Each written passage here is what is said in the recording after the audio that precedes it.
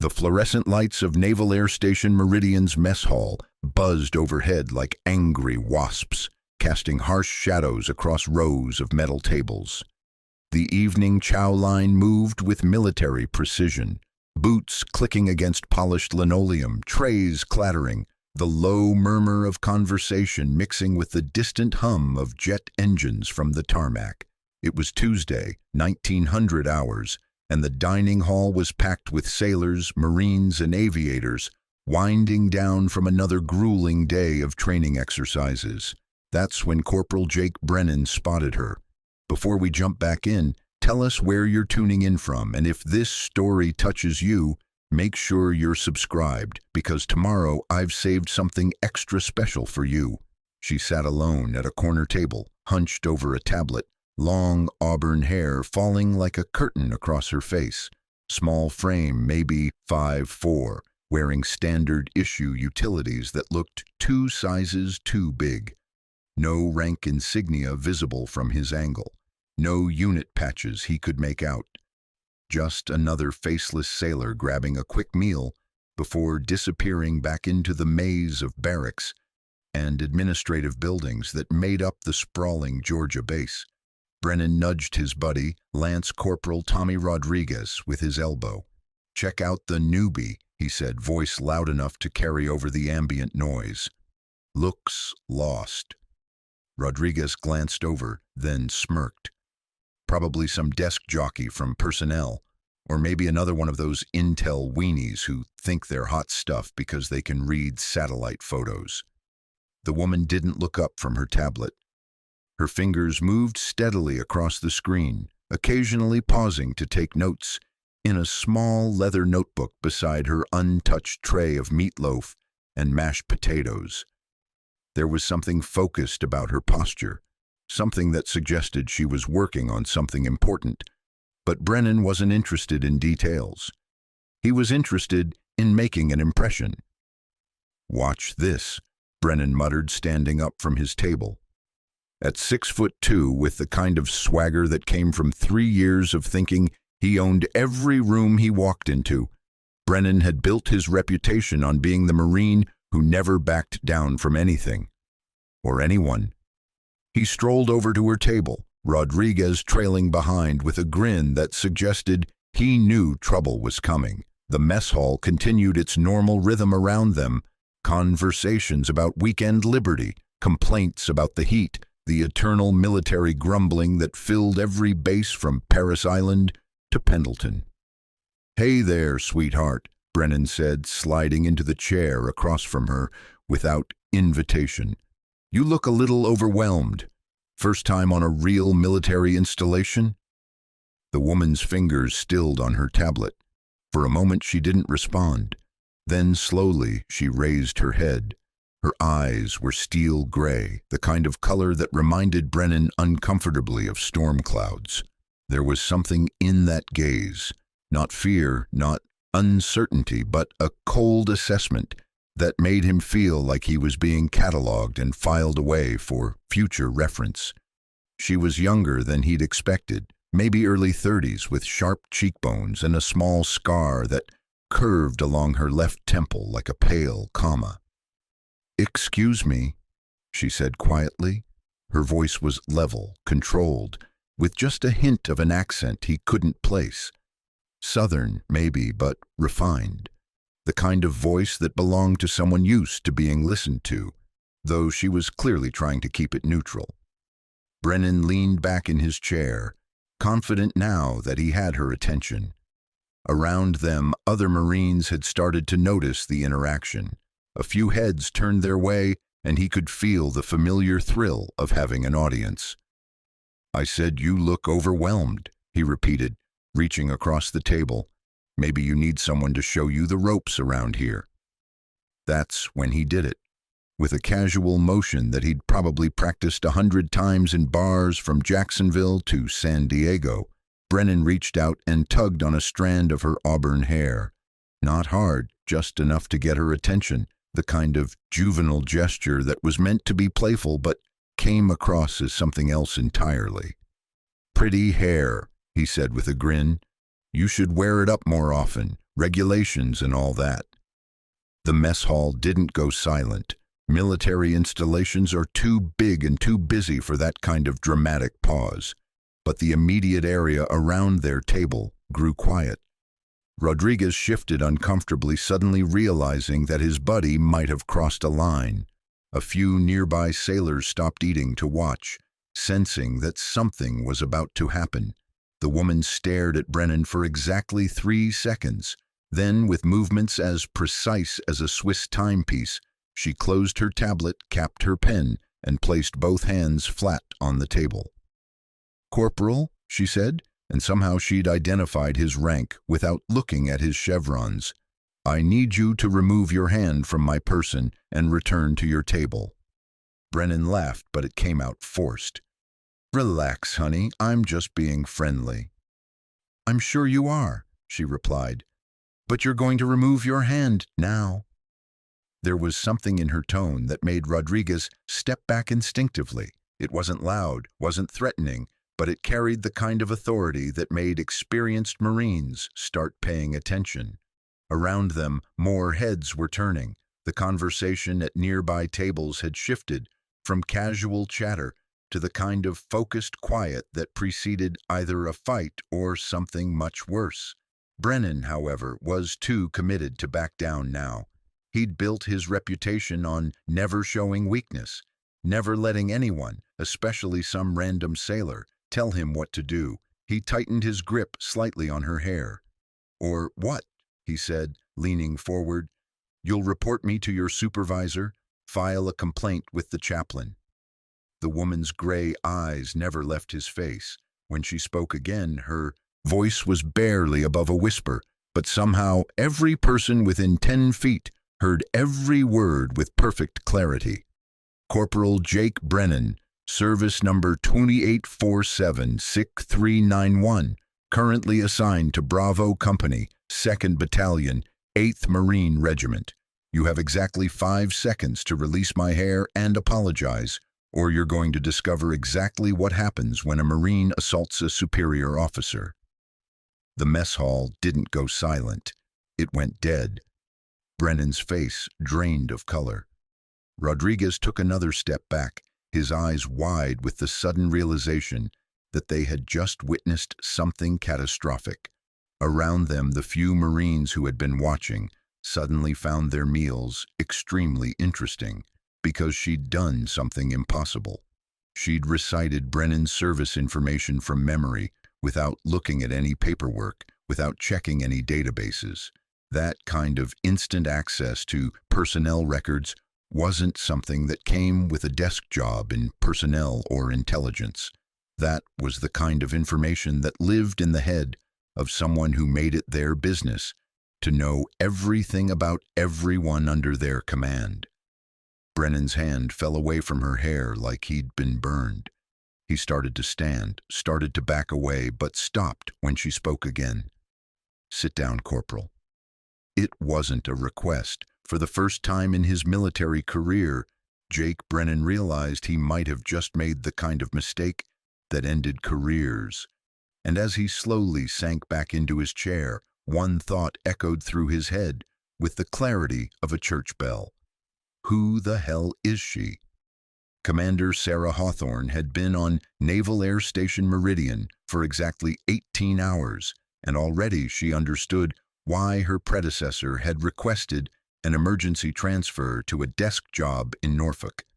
The Georgia base sprawled across 3,000 acres of red clay and pine trees, home to over 8,000 personnel from every branch of service.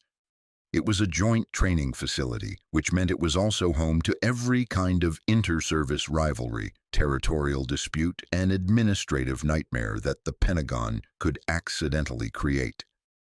The morning heat was already building at 0630, steam rising off the tarmac, where FA-18 Super Hornets sat in perfect rows like sleeping predators. Helicopters thundered overhead in training formations, their rotors beating a constant rhythm that vibrated through the concrete buildings. The air smelled of jet fuel, hot metal, and the peculiar mixture of sweat and determination that seemed to cling to every military installation she'd ever visited. Sarah stood at the window of Building C7, the nondescript three-story structure that housed the Joint Special Operations Command Liaison Office. Her new office was on the third floor, overlooking the main parade ground, where Marines were already running PT formations in the humid morning air. From this angle, she could see the obstacle courses, the weapons ranges, and the cluster of buildings that housed the SEAL training detachment she'd been sent here to command. She was 34 years old, though most people guessed younger until they saw her eyes. 5 feet 4 inches of compact muscle and nervous energy with auburn hair that she kept regulation length and steel gray eyes that missed very little. A thin scar traced along her left temple, a souvenir from Kandahar province that she'd stopped thinking about years ago. She moved with the economical precision of someone who had learned that wasted motion could get you killed, but she'd also learned to tone it down in administrative settings where that kind of intensity made people nervous. The transfer orders in her briefcase were stamped with enough classification markings to make a security officer break out in hives. 3 pages of her military record were completely redacted, black lines covering 2 years of deployments that officially never happened. Her personnel file listed her as a surface warfare officer with additional qualifications in joint operations and personnel management. It didn't mention the 18 months she'd spent running reconnaissance missions in places that didn't exist on any map, or the fact that she'd once coordinated a hostage rescue operation while pinned down by sniper fire for 6 hours. Naval Air Station Meridian was supposed to be a quieter assignment, a chance to step back from the sharp end of military operations and focus on the administrative side of special operations training. The SEAL detachment here was primarily involved in cross-training exercises with Marine units, Coast Guard maritime interdiction teams, and Air Force Special Tactics squadrons. It should have been straightforward: coordinate schedules, manage resources, write reports, and try to keep different branches of the military from stepping on each other's toes. But 18 hours into her assignment, Sarah was already seeing the cracks in the system. The paperwork on her desk told the story in bureaucratic prose. 3 formal complaints in the past month about unprofessional conduct between Marine and Navy personnel. 2 incidents involving alcohol and fights in the base recreation center. 1 case of a Marine corporal who had been found passed out in the female barracks area after what he claimed was a navigation error. The previous commander, Lieutenant Commander Patricia Wells, had apparently dealt with these issues by scheduling more sensitivity training and hoping the problems would resolve themselves. They hadn't. Sarah had spent most of yesterday afternoon in meetings with department heads, trying to get a sense of the command climate. The Marines respected the Navy's technical expertise, but thought sailors were soft. The sailors respected Marine physical standards, but thought Marines were Neanderthals.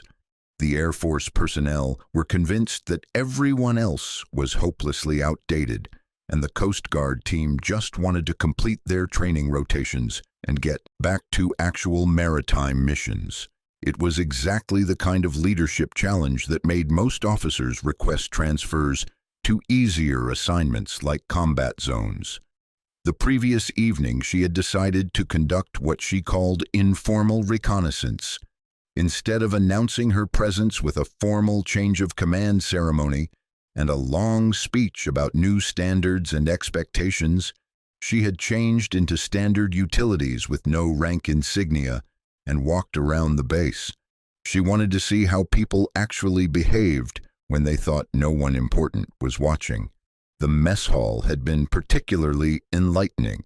She had watched Marines dominate the better tables while sailors clustered together defensively. She had observed the subtle ways that different groups established territory and hierarchy, and she had seen Corporal Jake Brennan who according to his service record was considered a natural leader and a promising NCO candidate, systematically intimidate junior personnel from other branches. Last night's incident hadn't been random harassment. It had been a teaching moment disguised as casual cruelty, Brennan's way of establishing that Marines set the rules and everyone else followed them. The fact that he had targeted someone he assumed was a junior sailor, alone and therefore vulnerable, told Sarah everything she needed to know about the command climate she had inherited. Her coffee had gone cold while she reviewed personnel files. Brennan's record showed 3 years of solid performance evaluations, 2 commendations for physical fitness, and 1 letter of appreciation for volunteer work with local veterans groups. On paper, he looked like exactly the kind of Marine the Corps wanted to promote. But his file also showed a pattern of incidents that had been handled at low levels, arguments with Navy personnel that were dismissed as personality conflicts, complaints from female service members that were resolved with additional counseling, and a tendency to be present whenever inter-service tensions escalated. Sarah closed the file and walked back to the window. Below, she could see Marines and sailors moving between buildings, their body language telling her everything about the invisible boundaries that divided the base. The 2 groups moved in separate streams, avoiding unnecessary contact, each group sticking to its own territory. It was exactly the kind of tribal behavior that destroyed unit cohesion and got people killed in combat situations. Her phone buzzed with a text message from Captain Robert Nash, her immediate superior at SOCOM headquarters in Tampa. Meridian situation requires immediate attention. Previous CO couldn't establish control. Base commander is looking for results, not excuses. Fix it.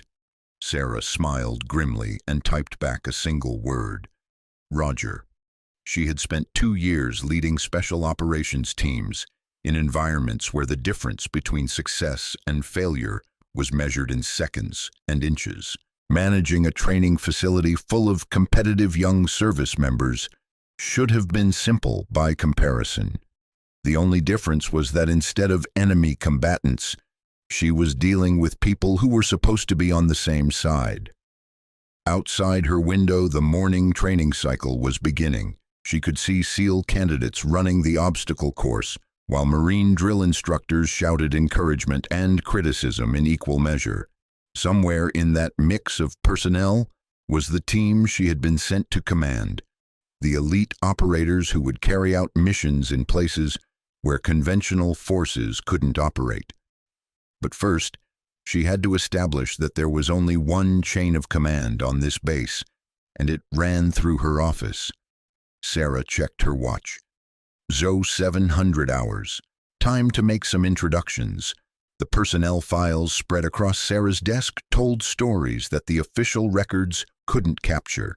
3 inches of manila folders, incident reports, and performance evaluations painted a picture of Naval Air Station Meridian that was far more complex than the neat organizational charts hanging on her office walls. Sarah had arrived at 0500 that morning, 2 hours before the official duty day began, specifically to review these files without interruption. The base was quiet at that hour, just the distant hum of security patrols and the occasional roar of aircraft from other installations conducting early morning training flights. She had learned long ago that the best intelligence came from studying patterns when no one was watching, and personnel records were just another form of intelligence gathering. The first thing that struck her was how segregated the base had become. Marine personnel files clustered together in one section, Navy records in another, with Air Force and Coast Guard files relegated to a separate drawer entirely. Even the filing system reflected the territorial divisions that had taken root here. According to the documentation, this wasn't intentional. It was simply how things had evolved under the previous command structure. Lieutenant Commander Patricia Wells had been a competent administrator by all accounts. 22 years of service, stellar fitness reports, and a reputation for attention to detail that had earned her commendations from 3 different flag officers. But her strength had been logistics and planning, not the kind of hands-on leadership that could break down institutional barriers between different service branches. Her incident reports read like someone trying to manage symptoms rather than address underlying causes. The pattern became clear as Sarah worked through chronological incidents over the past 18 months. It had started small, Marines and sailors choosing different tables in the mess hall, separate recreational activities, subtle competition over training facilities and equipment. Wells had addressed these issues with policy memos and mandatory integration events that had only made the divisions more pronounced. Then the incidents had escalated. Verbal arguments during joint training exercises, complaints about unfair duty assignments and training schedules, a steady stream of minor disciplinary actions that suggested people were looking for reasons to challenge authority rather than work together. Wells had responded with more training requirements, sensitivity workshops, and coordination meetings that generated paperwork but no actual change in behavior. The most telling document was Wells' final report, submitted just before her transfer request was approved. She had identified the core problem with bureaucratic precision. Lack of unified command presence has resulted in competing organizational cultures that prioritize service loyalty over mission accomplishment. In plain English, people were more committed to proving their branch was superior than they were to actually working together. Sarah found the psychological evaluation reports particularly interesting. Every service member assigned to joint operations underwent routine psychological assessments, and the patterns here were revealing. Marines consistently scored higher on measures of group cohesion and unit pride, but lower on adaptability and intergroup cooperation.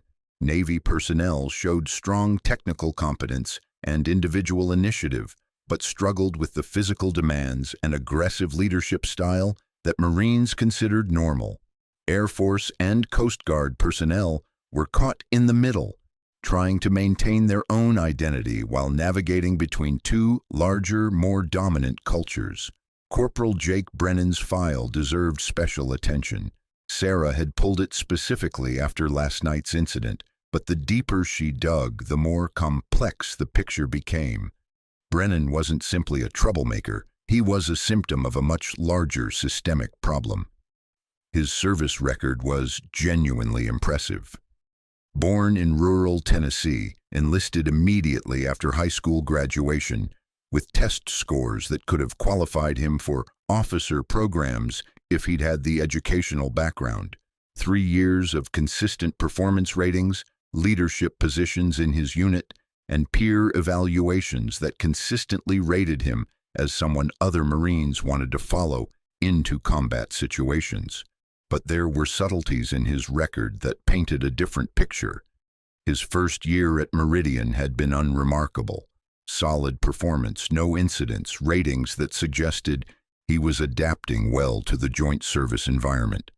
The problems had started in his second year, coinciding with the arrival of a new group of Navy personnel who had been assigned to the base for advanced technical training. The timeline was revealing. Brennan's first incident report involved an argument with a Navy petty officer over gym equipment usage. Minor disagreement resolved with counseling for both parties.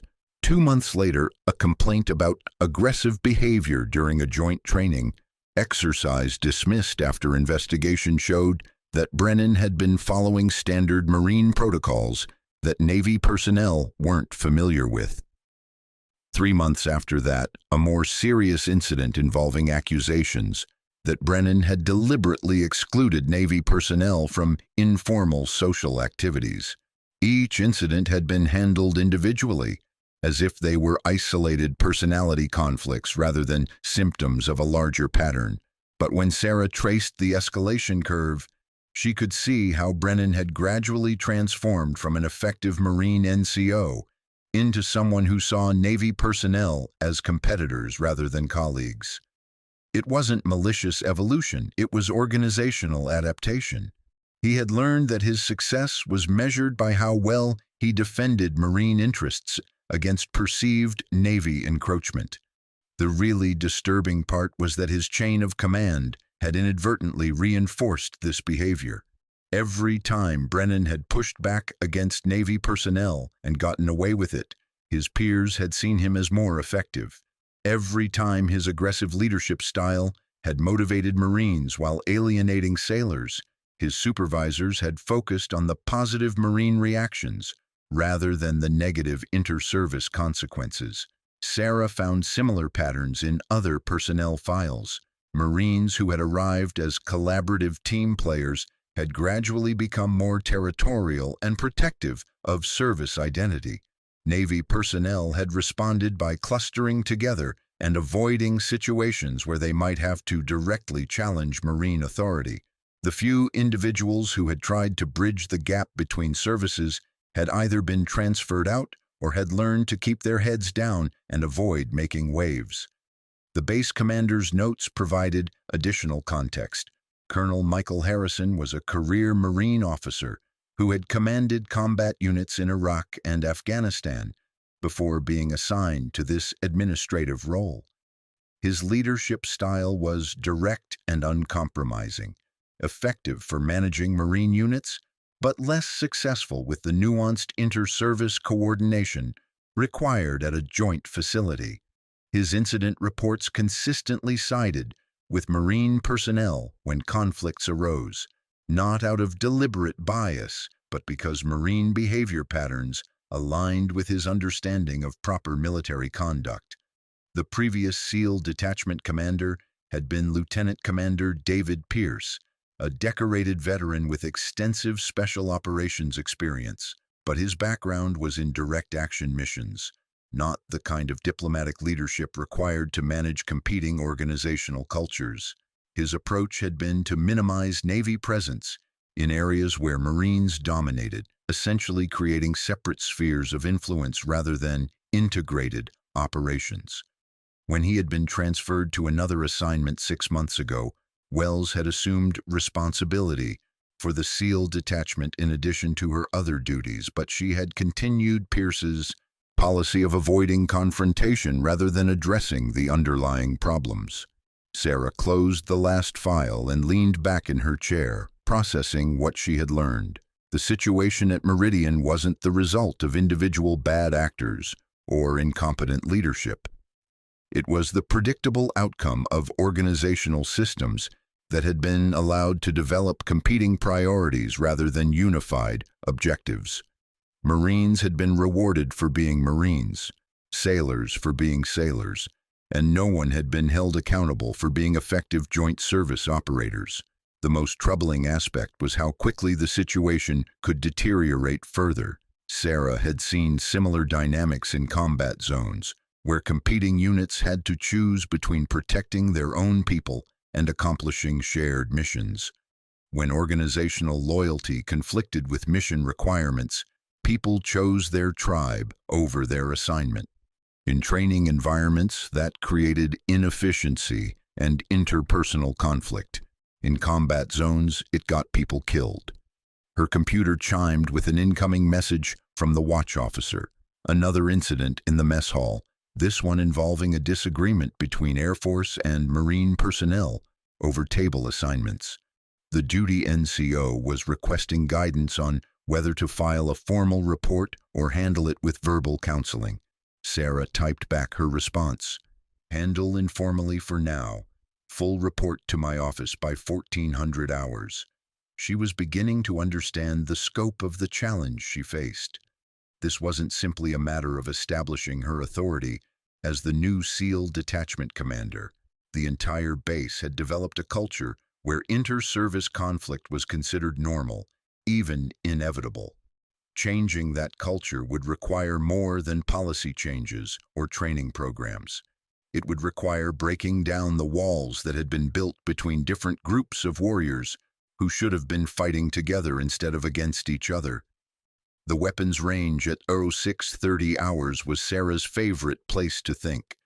The morning air still held a hint of coolness before the Georgia heat would make outdoor training miserable, and the controlled environment of the firing line provided a kind of meditative focus that helped her process complex problems.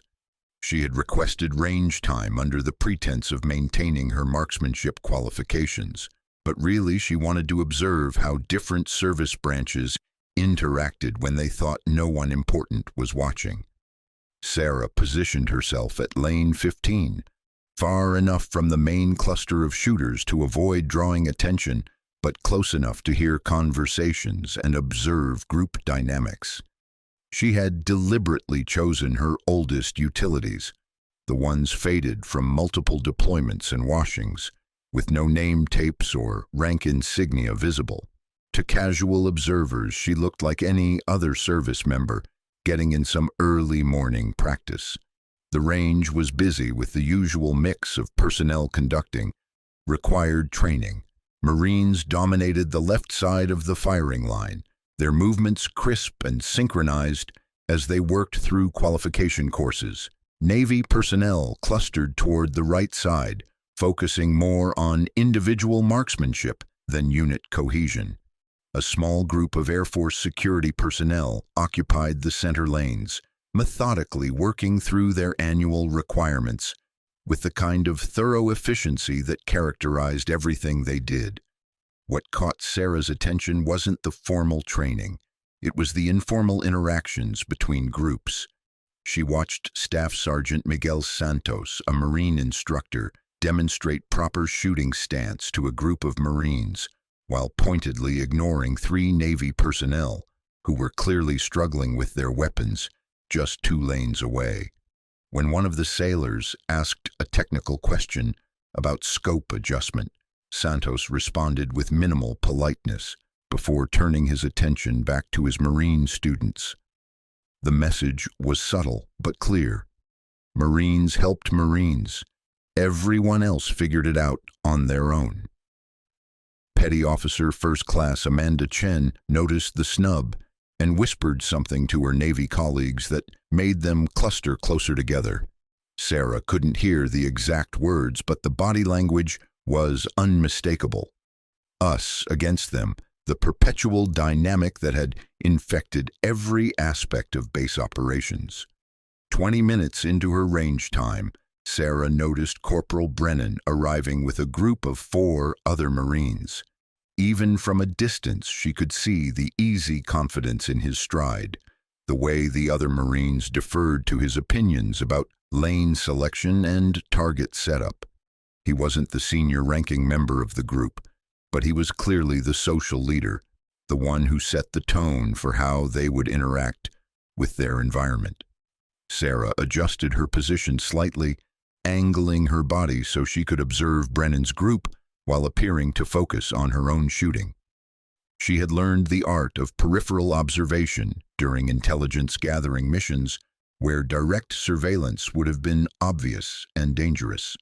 The same skills that had kept her alive in hostile territory were proving useful for understanding the social terrain of her new command. Brennan's behavior was a masterclass in subtle dominance.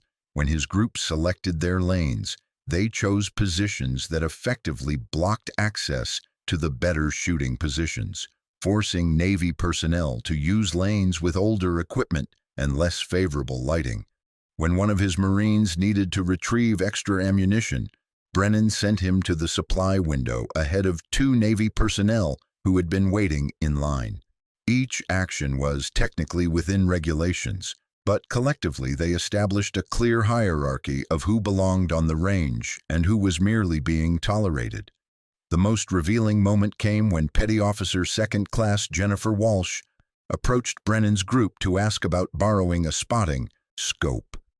Walsh was a sonar technician who had been assigned to the base for advanced acoustic training, clearly competent in her technical specialty but obviously uncomfortable with the aggressive environment of the weapons range.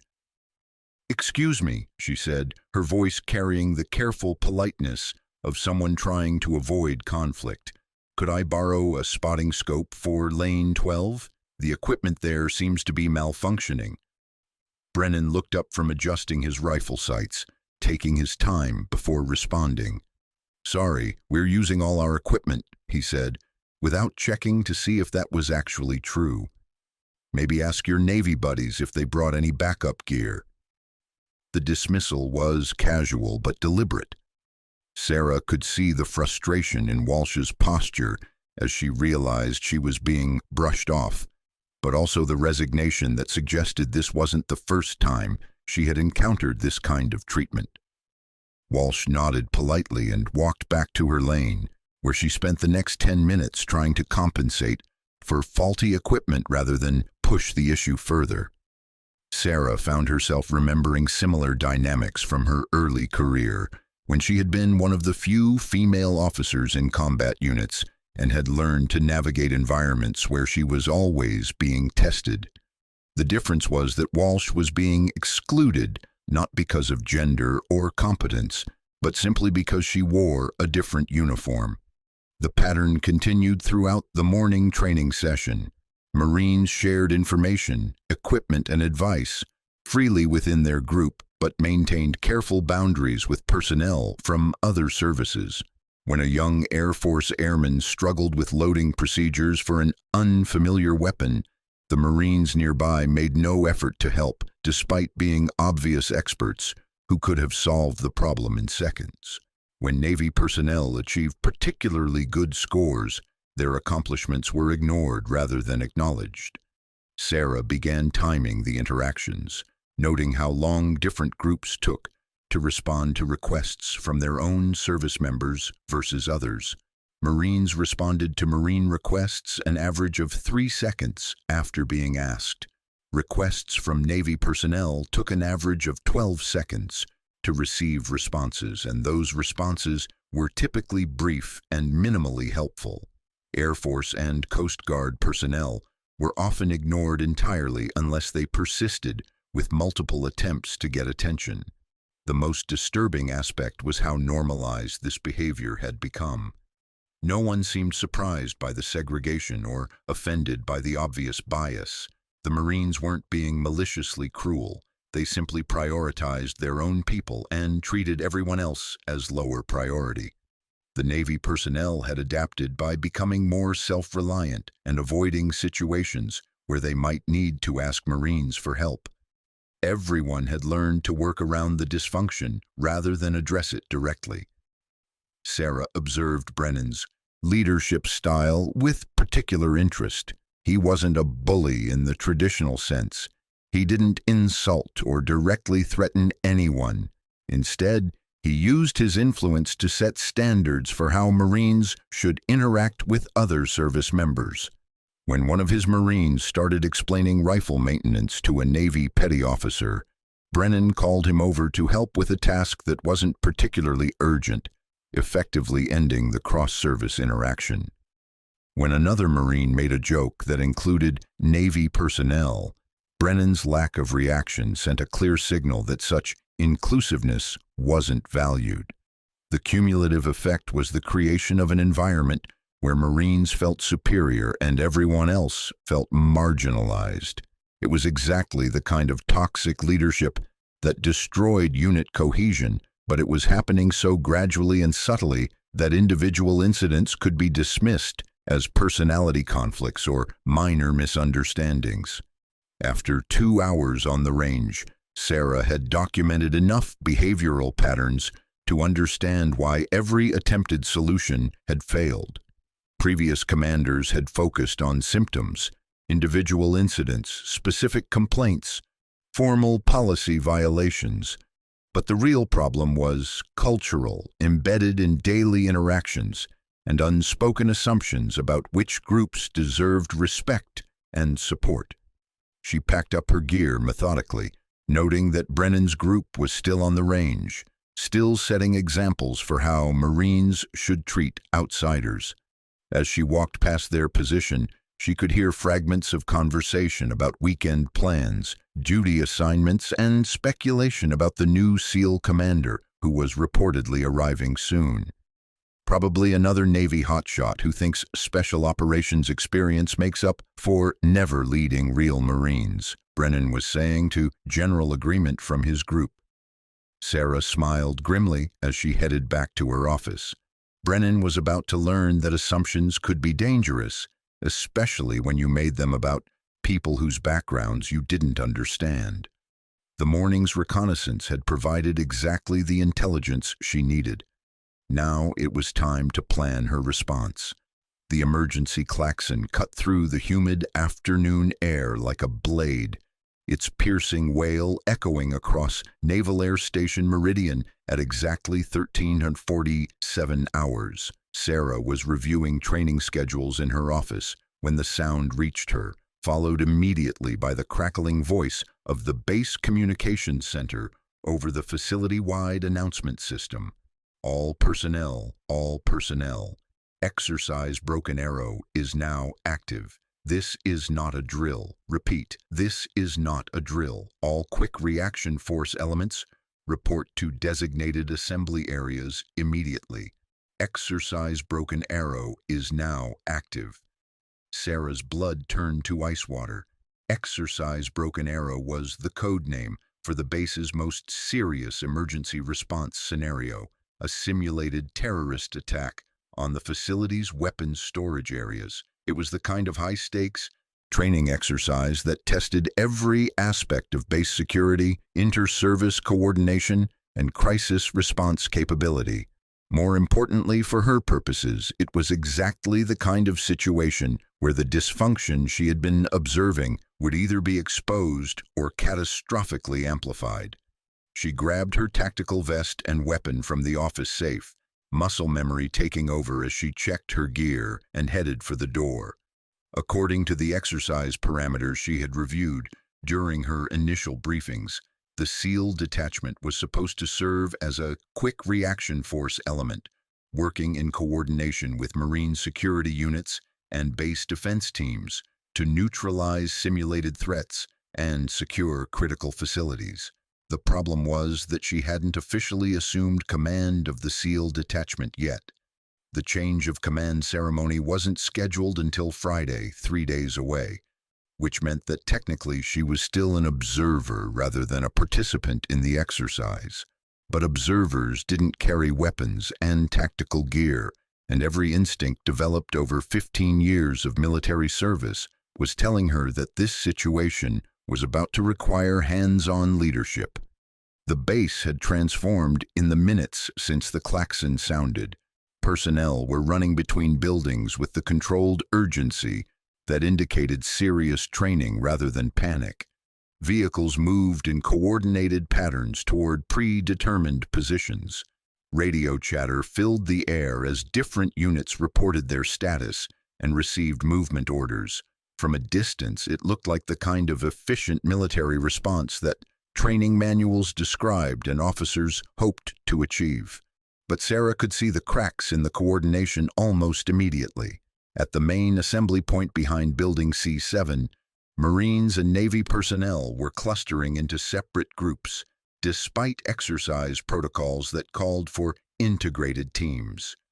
Staff Sergeant Santos was briefing a group of 8 Marines about their assigned sector, while Petty Officer Chen was conducting a parallel briefing with 6 Navy personnel about what appeared to be the same area of responsibility. No one seemed to be talking to anyone outside their own service branch, and no one seemed to notice that they were receiving potentially conflicting information. Sarah approached the assembly area carefully, staying at the periphery where she could observe without interfering. According to the exercise scenario, hostile forces had breached the perimeter fence and were attempting to access the weapons storage facility on the east side of the base. Quick reaction forces were supposed to establish security perimeters, conduct coordinated sweeps to locate and neutralize threats, and maintain communications with base command throughout the operation. It should have been straightforward. The personnel gathered here were experienced, well-trained professionals who conducted similar exercises regularly. The problem was that they had never learned to function as a unified team rather than competing organizations that happened to be working in the same area. The coordination breakdown became apparent when the first movement orders arrived. Base Command had designated 3 separate approach routes to the target area, with specific units assigned to each route based on their capabilities and equipment. Route Alpha was assigned to a mixed team of Marines and Navy personnel, Route Bravo to Air Force Security Forces and Coast Guard personnel, and Route Charlie to the SEAL detachment working with Marine reconnaissance elements. But when Staff Sergeant Santos read the orders to his Marines, he interpreted mixed team as Marines taking the lead, with Navy personnel providing support. When Petty Officer Chen received the same orders, she understood them as Navy personnel taking technical responsibility, with Marines providing security backup. Neither interpretation was necessarily wrong, but they were incompatible, and no one had been designated as overall team leader for the route. Sarah watched the confusion compound as both groups began moving toward their assigned positions without coordinating their approach or establishing unified communications procedures. Santos led his Marines in a standard fire and movement advance that prioritized speed and aggression. Chen led her Navy personnel in a more methodical approach that emphasized technical precision and careful observation. Both tactics were appropriate for their respective service doctrines, but they resulted in 2 separate operations rather than one coordinated effort. The problem escalated when they reached the first checkpoint.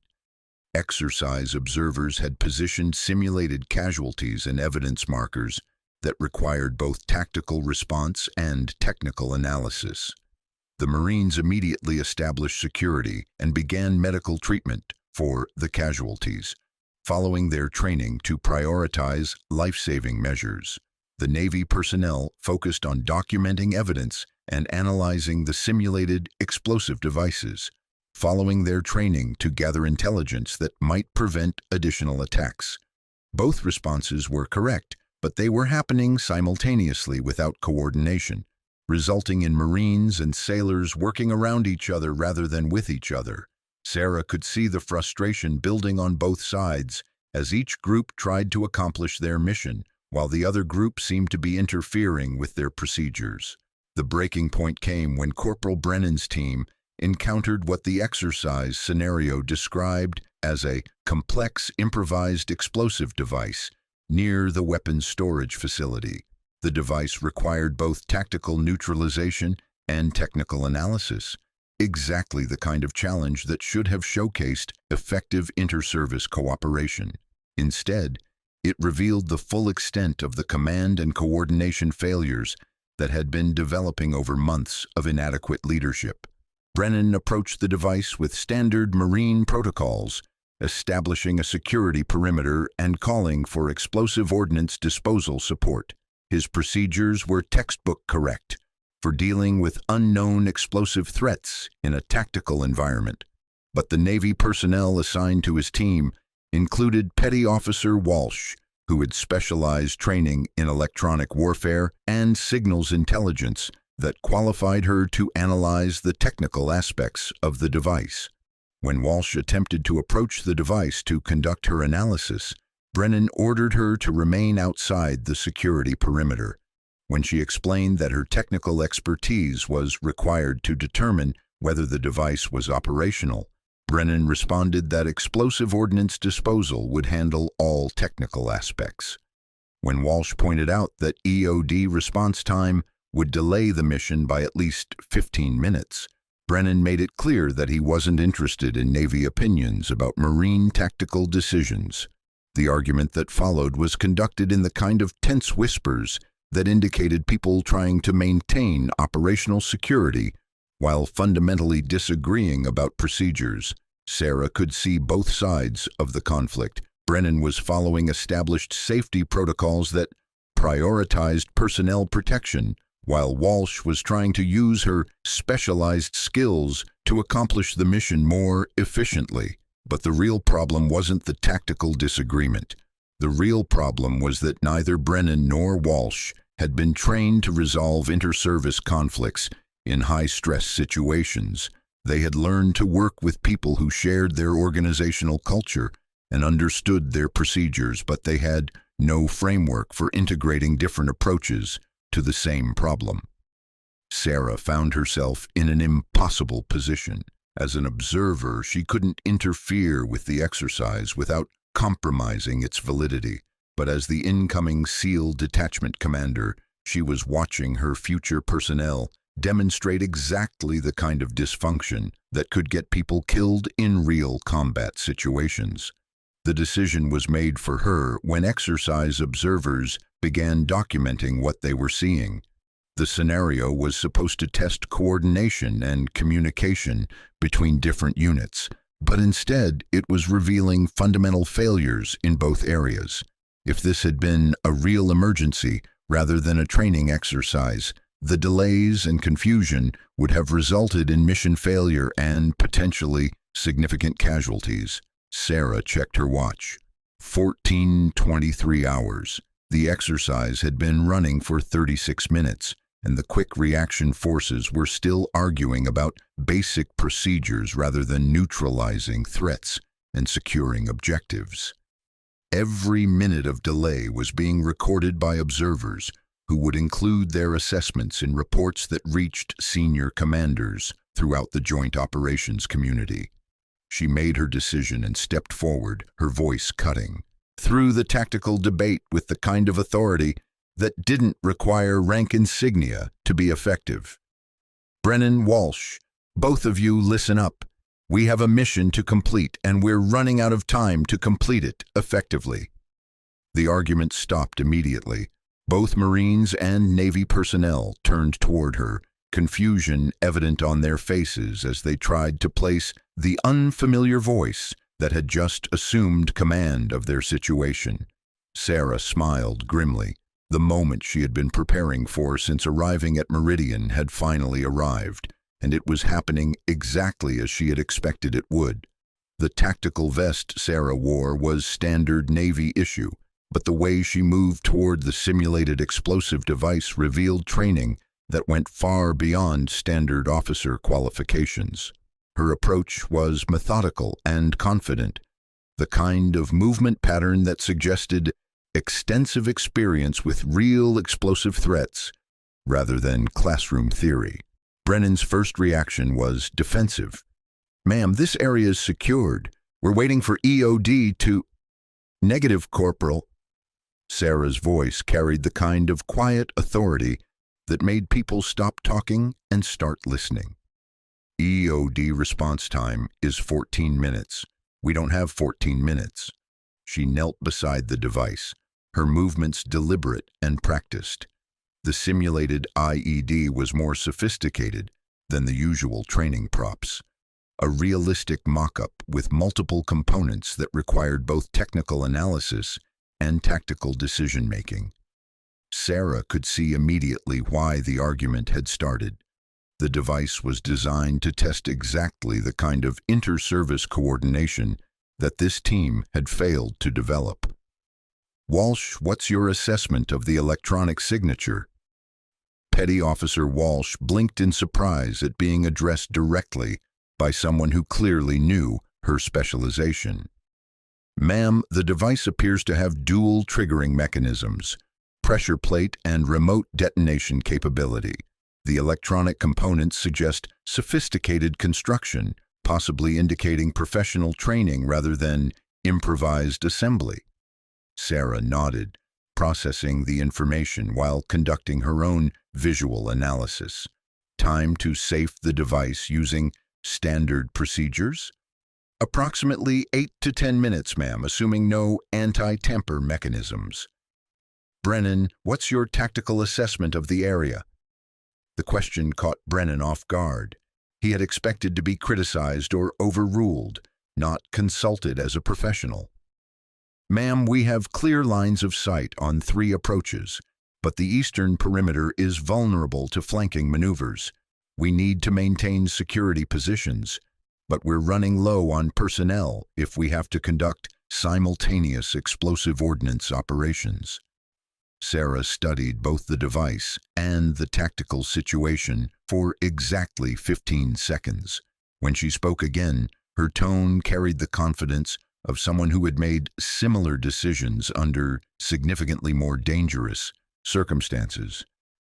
Walsh, you have 6 minutes to analyze and safe the device. Use non-invasive methods only. No physical manipulation until you're certain about anti-tamper systems. Brennan, maintain security on the northern and western approaches. I'll cover the eastern perimeter. Both Marines and Navy personnel stared at her in confusion. The orders were tactically sound, but they came from someone whose authority was unclear and whose qualifications were unknown. "Ma'am," Brennan said carefully, "I don't think we've been introduced. Are you with the exercise evaluation team?" Sarah was already moving toward the eastern perimeter, her weapon held in the low-ready position that indicated immediate readiness without appearing threatening to friendly forces. "Commander Sarah Hawthorne, SEAL Detachment Officer in Charge, designate. We'll handle introductions later. Right now, we have a mission to complete." The effect of her words was immediate and complex. Recognition dawned on several faces. The name Hawthorne had been circulating through base rumors for weeks as the replacement for the previous SEAL commander, but her presence here, in tactical gear and clearly prepared to take operational control, hadn't been anticipated by anyone. Walsh recovered first, probably because she was accustomed to working with officers whose technical expertise exceeded their rank. She approached the device with renewed confidence, pulling out specialized tools that suggested training far beyond basic Navy requirements. Her movements became more purposeful as she worked under the direction of someone who clearly understood both the technical and tactical aspects of the situation. Brennan's reaction was more complicated. Sarah could see him processing multiple layers of information: her claimed identity, her apparent expertise, the fact that she was issuing orders to Marines despite being Navy personnel. His military training told him to follow orders from superior officers, but his institutional loyalty made him suspicious of Navy personnel who claimed authority over Marine operations. "Commander," he said, using her claimed rank but with a tone that suggested skepticism, "the exercise parameters call for Marine units to maintain tactical control of ground operations. Navy personnel are supposed to provide technical support." Sarah had expected this challenge. She continued scanning the eastern perimeter while responding, demonstrating that she could conduct multiple tasks simultaneously without losing focus on the primary mission. "The exercise parameters call for effective mission accomplishment using all available resources, Corporal. The distinction between tactical control and technical support becomes irrelevant when you're dealing with integrated threats that require integrated responses." Her answer revealed something that made several people pay closer attention. She wasn't just familiar with the exercise parameters, she understood the underlying training objectives in a way that suggested extensive experience with joint operations planning. 2 minutes, Walsh called out, her voice tense with concentration. "The device is more complex than initial assessment indicated. Multiple redundant systems, but no obvious anti-tamper mechanisms. I can safe it, but I need absolute stillness from all personnel within 20 meters. Preparing and narrating this story took us a lot of time, so if you are enjoying it, subscribe to our channel. It means a lot to us. Now, back to the story. Sarah keyed her radio, speaking in the clipped tones of someone accustomed to coordinating complex operations under time pressure. "Exercise control, this is Team Charlie Actual. We have positive identification of complex device with multiple triggering systems. Request permission to conduct controlled disarmament using organic assets rather than waiting for EOD response." The response came back within seconds. indicating that exercise observers had been monitoring the situation closely. Team Charlie Actual, you are cleared for controlled disarmament. Exercise control is tracking your timeline and procedures. Brennan found himself in an increasingly uncomfortable position. The woman claiming to be Commander Hawthorne was clearly competent and knowledgeable, but her presence here contradicted everything he had been told about the change of command timeline. More troubling, she was demonstrating exactly the kind of integrated leadership that made his service-specific approach seem limited and provincial. "Commander," he said, lowering his voice to avoid interfering with Walsh's work, "how do we know you're actually who you claim to be? No offense, ma'am, but we haven't seen any identification, and you're not supposed to assume command until Friday." Sarah smiled without taking her eyes off the perimeter. "Fair question, Corporal. When we finish this exercise, you're welcome to verify my identity with base command. Right now, we have approximately 90 seconds to complete our mission successfully, or explain to exercise evaluators why we failed due to administrative concerns." The challenge in her voice was unmistakable. She was giving Brennan a choice. Focus on the mission or focus on bureaucratic procedures. It was exactly the kind of leadership test that separated effective leaders from people who prioritized process over results. 30 seconds, Walsh announced. All personnel hold position. Sarah's radio crackled with updates from other teams. Route Bravo had successfully secured their objective ahead of schedule.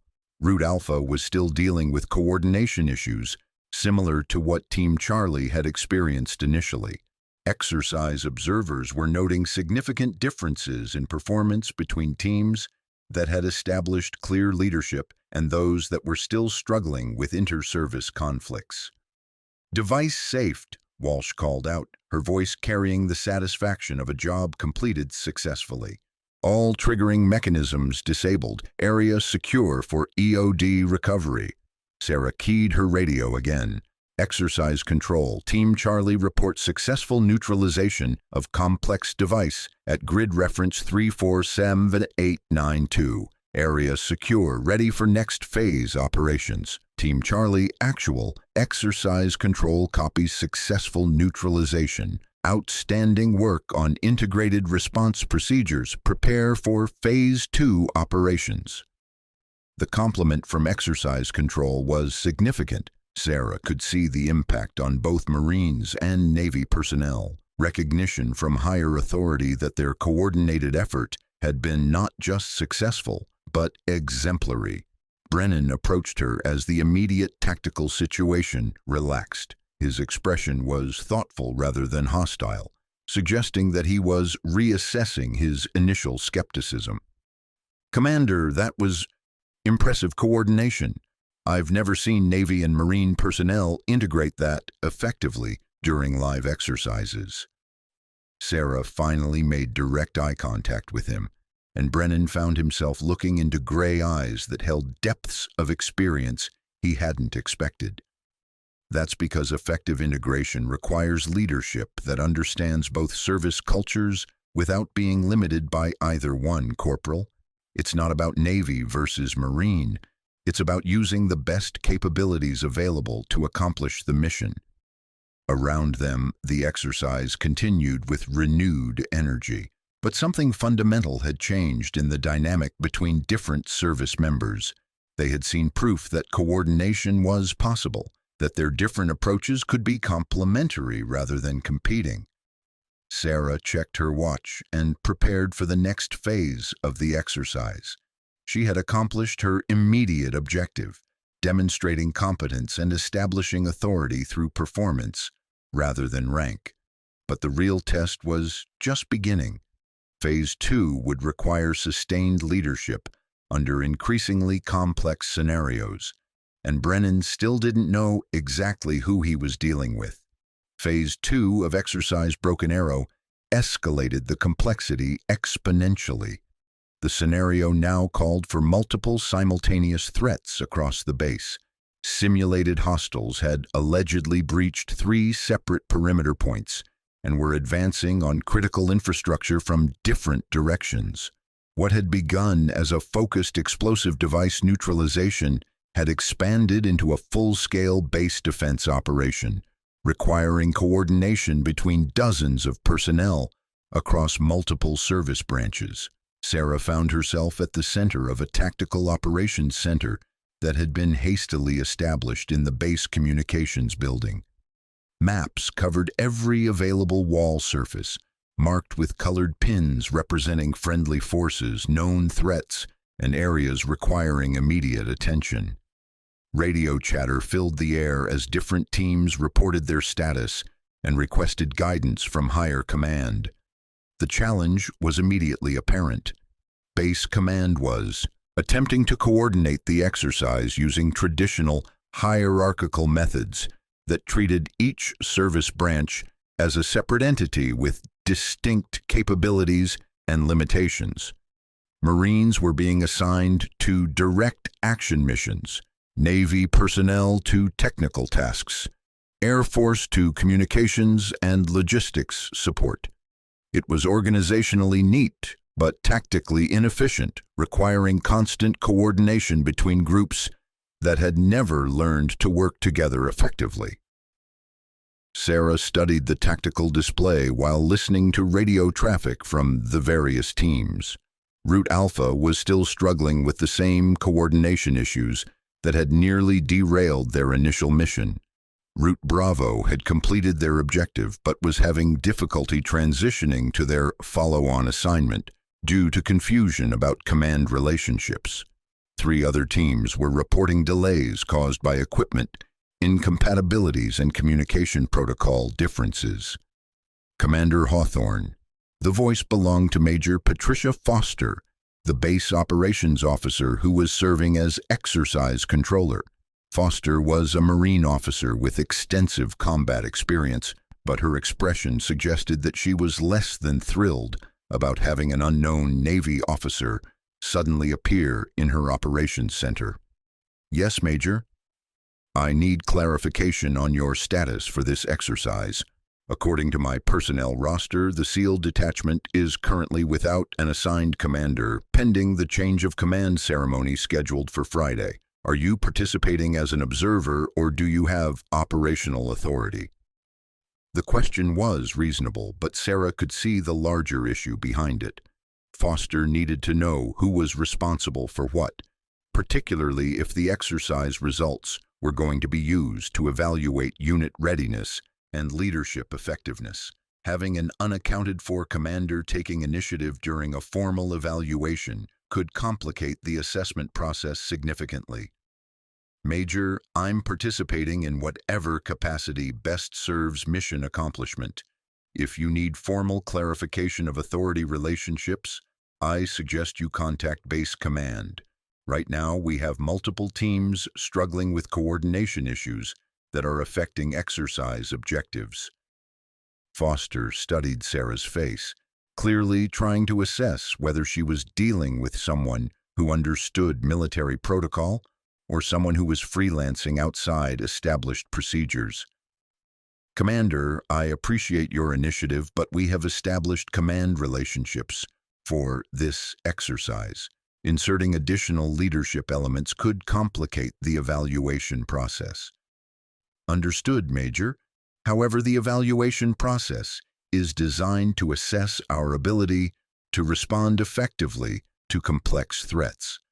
If our current command relationships are preventing effective response, then the evaluation should document that reality rather than preserve organizational structures that aren't working.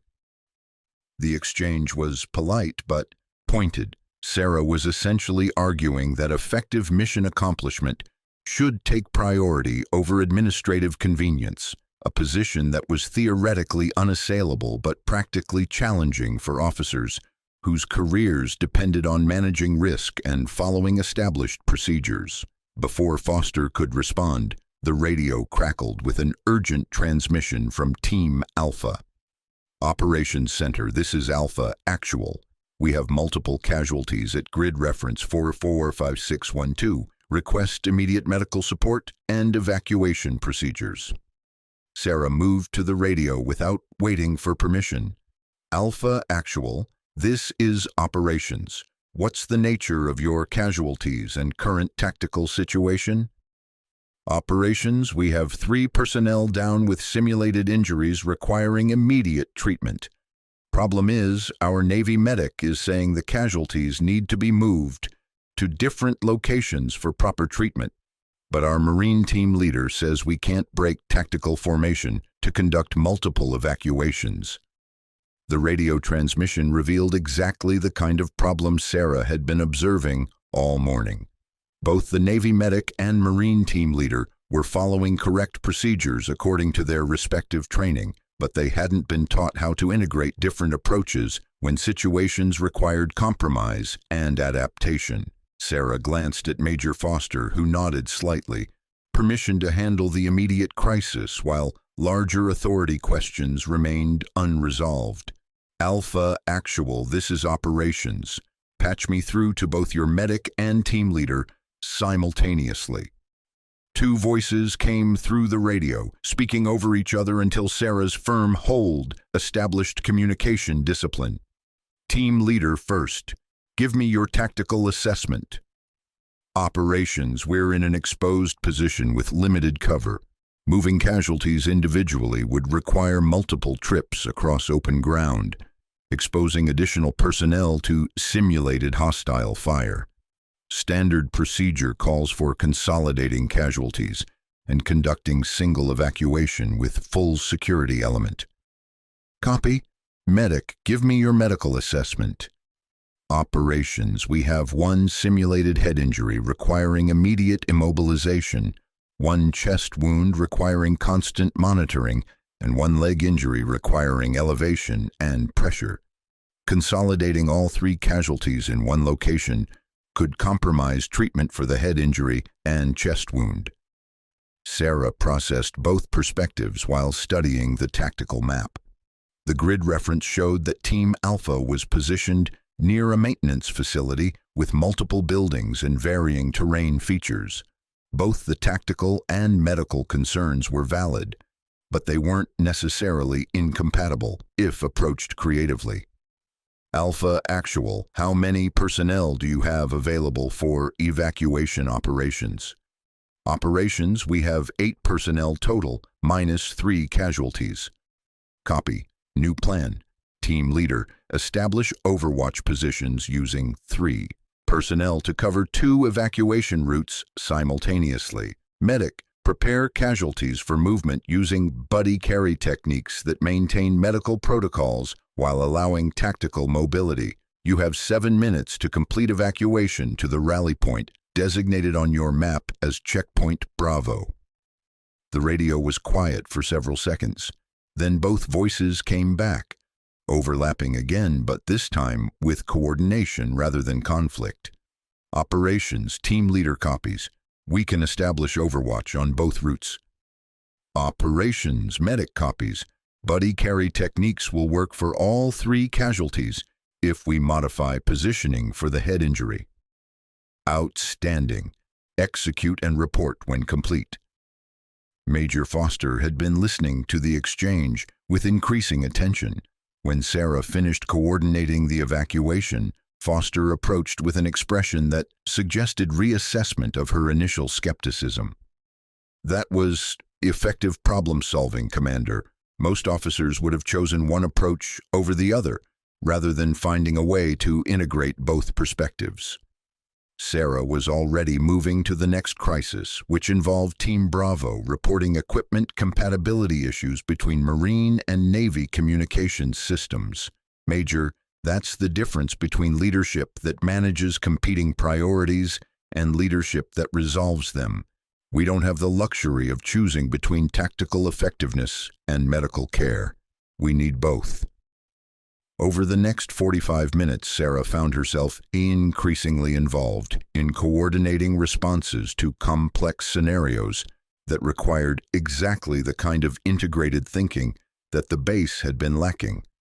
Each crisis revealed the same pattern: competent personnel from different services who had excellent training within their specialties but minimal experience adapting their approaches to work with people who had different training and different organizational cultures. The breakthrough came when Team Charlie, her original group with Brennan and Walsh, was assigned to support Team Alpha's follow-on mission. Instead of treating it as two separate teams working in the same area, Sarah coordinated them as a single enlarged unit with integrated capabilities. Charlie Actual, you're going to provide both security and technical support for Alpha's objective. Brennan, your Marines will establish perimeter security using Alpha's personnel as inner security. Walsh, you will coordinate with Alpha's technical specialists on signal analysis.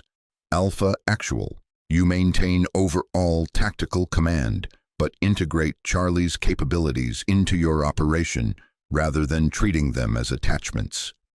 The radio responses came back with enthusiasm rather than the hesitant compliance that had characterized earlier coordination attempts. Alpha copies, we're moving to integrate capabilities now.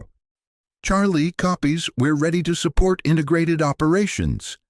Major Foster watched the tactical display as both teams moved toward their objective with noticeably improved coordination. Commander, I have to ask, where did you learn to coordinate joint operations like this? This isn't standard doctrine from any service branch I'm familiar with. Sarah smiled without taking her eyes off the tactical situation. Major, sometimes the best training comes from places that don't appear in official service records. It was a non-answer that raised more questions than it resolved, but before Foster could pursue the issue further, the radio crackled with reports of successful mission completion from 3 different teams that were now working together instead of around each other. The exercise was turning into exactly the kind of success that Sarah had hoped to achieve, but it was also revealing capabilities and experience that would be difficult to explain during the inevitable post-exercise debriefings. The final phase of Exercise Broken Arrow presented a scenario that pushed beyond routine training into the kind of complex, high-stakes situation that revealed true leadership capability under pressure. Intelligence reports indicated that the simulated hostile forces had taken civilian contractors hostage in the base engineering facility, a sprawling complex of workshops and laboratories located near the flight line. The facility contained sensitive technical equipment, multiple potential escape routes, and enough structural complexity to make any rescue operation extremely challenging. Sarah studied the facility blueprints spread across the operations table, while radio chatter filled the air with updates from reconnaissance teams. The engineering complex consisted of 4 interconnected buildings with shared utility tunnels, multiple entrances, and interior layouts that had been modified repeatedly over the years as different projects had required specialized workspace. It was exactly the kind of environment where theoretical training met practical reality and where small mistakes in coordination could result in catastrophic failure. Major Foster approached with a tablet displaying the latest intelligence updates. Commander, we're looking at approximately 12 hostile personnel, holding an estimated 8 civilian contractors. The hostiles are reportedly armed with small arms and have demonstrated knowledge of the facility layout, suggesting possible insider assistance or advanced reconnaissance. Sarah nodded while continuing to study the blueprints. The scenario was sophisticated enough to test every aspect of joint operations coordination: intelligence gathering, tactical planning, specialized entry techniques, hostage rescue procedures, and medical support for potential casualties. More importantly, it was the kind of mission that required seamless integration between different service capabilities rather than simply coordinating separate operations. What assets do we have available for the rescue operation? Standard complement for this type of exercise, Foster replied. Marine security teams for direct action, Navy technical specialists for facility systems, Air Force communications support, and Coast Guard personnel for perimeter security. SEAL detachment was originally designated as tactical reserve, but given your active participation, I'm flexible on employment.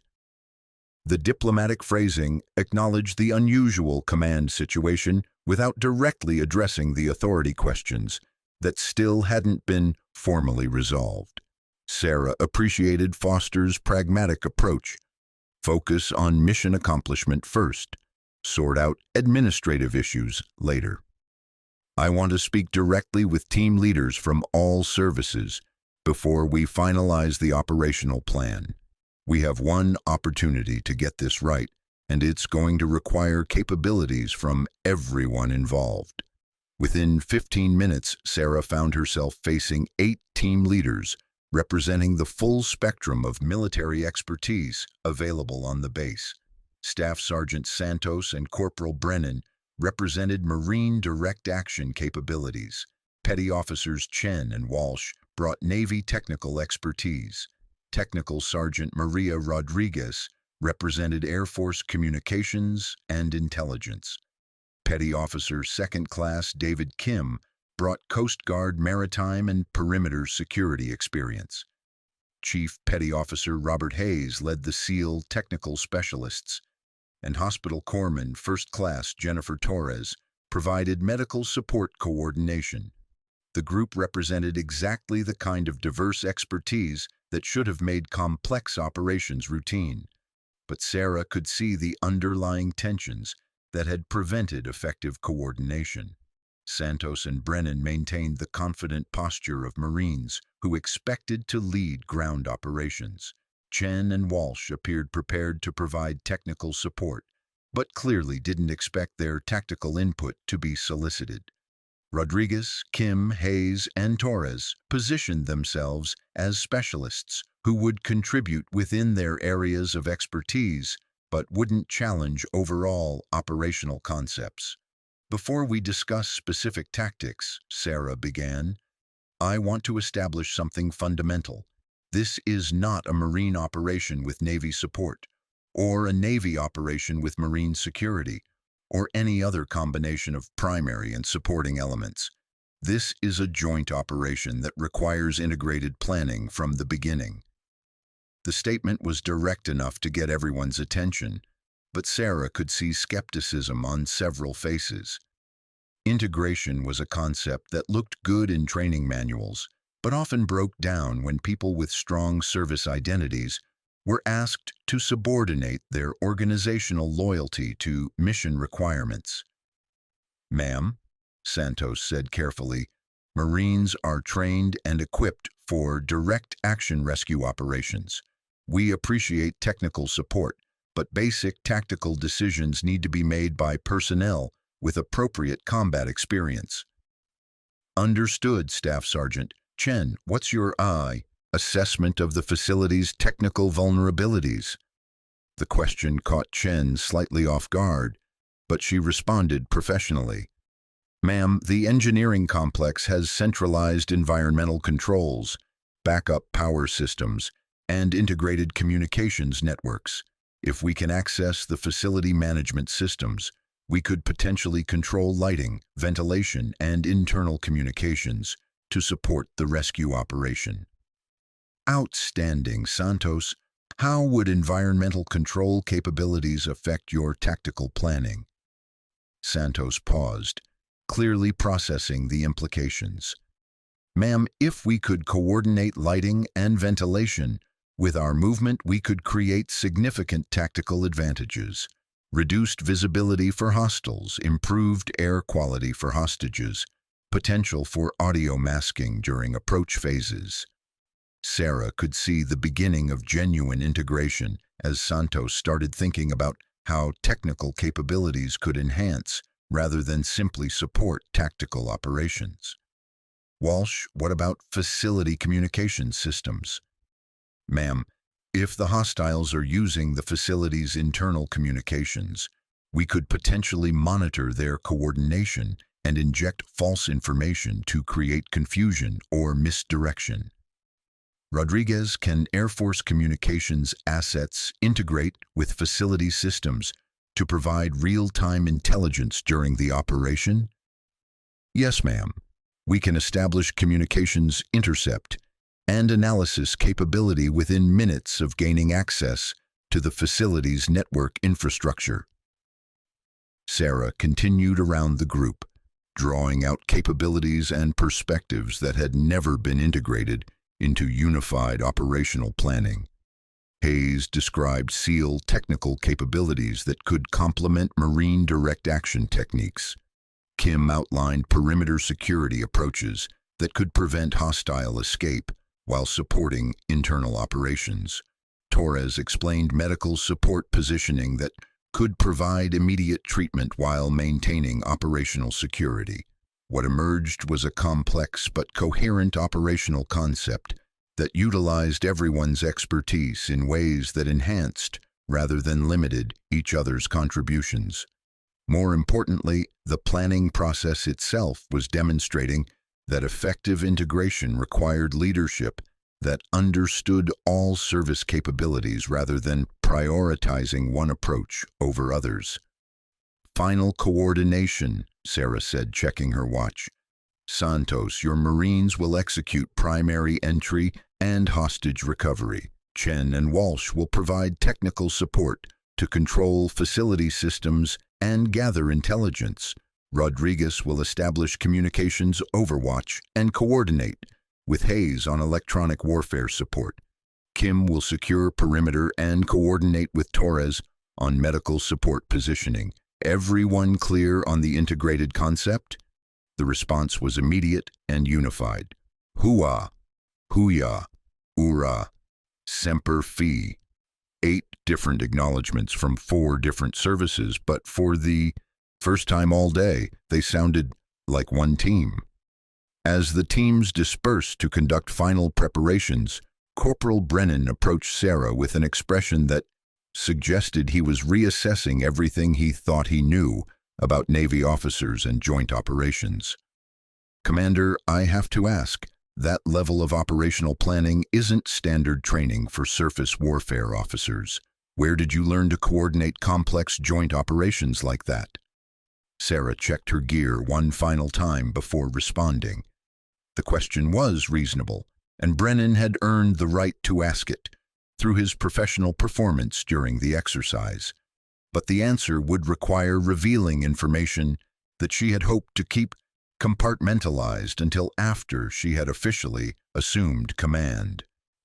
Corporal, there are some aspects of military service that don't appear in official personnel records. When this exercise is complete, we'll have time for more detailed discussions about background and experience. It was another non-answer, but this time Brennan's expression suggested understanding rather than suspicion. He had seen enough during the exercise to recognize that he was working with someone whose capabilities exceeded their apparent background, and he was professional enough to focus on mission accomplishment rather than administrative curiosity. The radio crackled with the final coordination check. All teams, this is operations. Execute rescue operations on my mark. 5, 4, 3, 2. Mark. Sarah moved with her team toward the engineering facility, her mind already shifting into the focused calm that came with high-stakes operations. The exercise was about to provide the ultimate test of whether integrated leadership could overcome months of organizational dysfunction. But as they approached the facility, she realized that the real test wouldn't be tactical success or failure. It would be whether the teams could maintain their newfound coordination when the pressure was highest and the stakes were most significant. The engineering facility operation unfolded with precision that surprised everyone involved, including Sarah. What should have been a complex, multi-phase rescue became a textbook demonstration of joint service coordination. that exceeded every parameter established for the exercise. Marine entry teams moved through the facility with tactical expertise, while Navy technical specialists provided real-time intelligence and environmental control. Air Force communications intercept revealed hostile positions and intentions, while Coast Guard perimeter security prevented any possibility of escape or reinforcement. The simulated hostiles were neutralized within 12 minutes. All simulated hostages were recovered without casualties. The facility was secured with minimal damage and maximum intelligence gathering. Exercise observers recorded completion times and coordination effectiveness that represented the best performance they had documented in 3 years of similar scenarios. But the real revelation came during the post-operation debrief in Building C7's main conference room. Major Foster stood at the front of the room, surrounded by charts and evaluation forms that documented every aspect of the exercise. Representatives from all service branches filled the chairs around the conference table, their expressions ranging from satisfaction to amazement at what they had just accomplished together. "Before we begin the formal after-action review," Foster announced, "I need to address an administrative issue that has been developing throughout today's exercise." Sarah felt a familiar tightness in her chest. The moment she had been anticipating and dreading was finally arriving. Her unofficial participation in the exercise had been successful from an operational standpoint, but it had also raised questions that would require answers she wasn't entirely prepared to provide. "Commander Hawthorne," Foster continued, "you have been operating under command authority that hasn't been formally established. While your leadership during the exercise has been exemplary, I need to clarify your actual status and qualifications for the record." The room went quiet. Every person present had worked under Sarah's coordination during the exercise, and every person had seen results that exceeded their expectations. But Foster's question touched on something deeper than administrative procedures. It addressed the fundamental issue of whether Sarah's apparent expertise was legitimate or simply the result of confident improvisation. Sarah stood, recognizing that this was the moment when her careful approach to establishing credibility would either succeed or catastrophically fail. "Major, I understand your need for clarification. Before I respond, I'd like to ask whether the exercise results speak to the effectiveness of the leadership and coordination that was demonstrated today."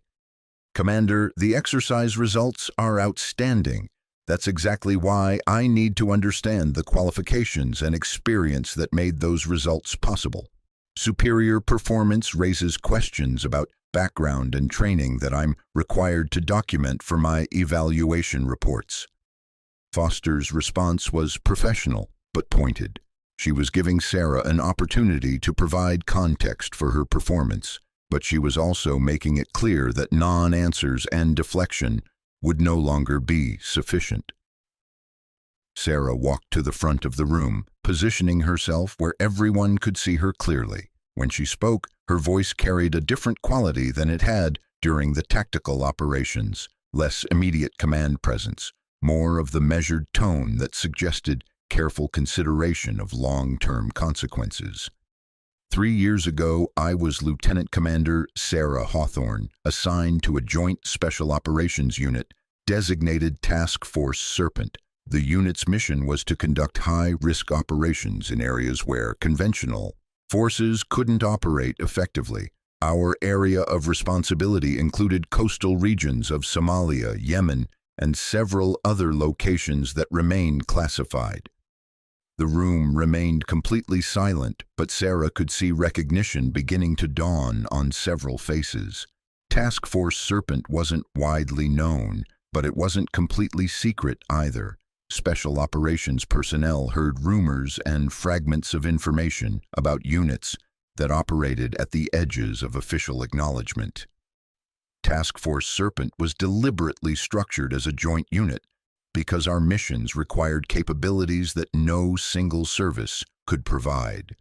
We had Navy SEALs for maritime operations, Marine Force Recon for direct action, Air Force Special Operations for aviation support, and Coast Guard specialists for maritime interdiction. I was assigned as the unit's operations officer, responsible for coordinating joint service capabilities into unified mission accomplishment. Chief Petty Officer Hayes straightened in his chair.